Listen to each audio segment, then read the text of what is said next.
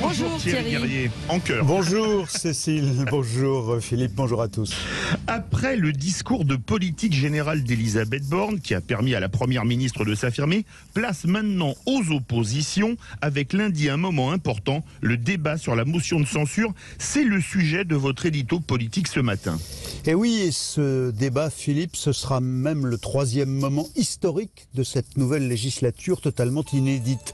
Le premier, ça aura été l'élection d'une femme au perchoir, Yaël Braun-Pivet. Le second, le discours de politique générale d'Elisabeth Borne, bien sûr. Et le troisième, ce sera donc, comme vous le dites, lundi, cette motion de censure qui était défendue par une autre femme, Mathilde Panot, la porte-voix du groupe de la NUPES, la Nouvelle Union Populaire Écologique et Sociale. 3 temps, 3 nouvelles façons d'écrire notre histoire politique et 3 femmes à la manœuvre. Avouez que ce triangle féminin marque un virage dans notre vie politique. Très bien, tout le monde l'a vu, mais l'enjeu de lundi ne s'arrête pas à cette considération sur le poids grandissant des femmes en politique, Thierry. Non, pas vraiment, d'autant que si ces femmes viennent toutes 3 de la gauche, 2 sont pro-Macron, et la troisième, issue de la France Insoumise, Mathilde Panot, est devenue la figure de proue de l'opposition parlementaire frontale de gauche à Emmanuel Macron et à sa première ministre, contre laquelle Panot a déjà prononcé mercredi dernier un discours de réponse au sien extrêmement virulent.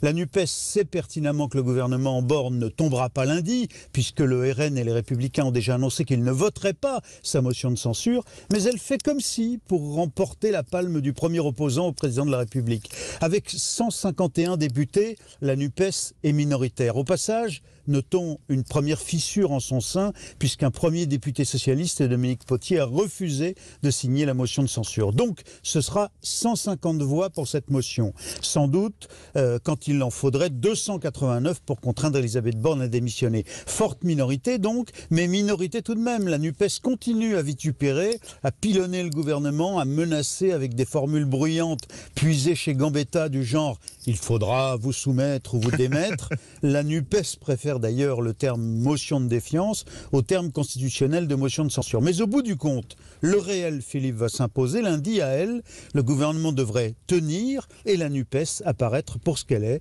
une minorité. Mais donc beaucoup de bruit pour rien alors? Alors, pas pour rien. À court terme, la NUPES y gagne ses galons quand même de meilleure opposante à Macron, notamment en rejetant dans le même sac la majorité relative macroniste, les LR et les RN. Le seul risque pour elle, c'est que les Français se lassent de ces mises en scène braillardes et sans lendemain, surtout si elle bloque l'adoption de mesures qui pourraient améliorer le pouvoir d'achat. Mais ça, c'est pas pour tout de suite. En fait, lundi, Philippe, si le gouvernement ne tombe pas, tout le monde sera satisfait du résultat. Tout le monde satisfait? Comment ça, Thierry? C'est simple. Les NUPES sauront crier les plus forts. La droite LR se sera affirmée comme une opposition responsable en ne faisant pas tomber le gouvernement avec l'extrême gauche.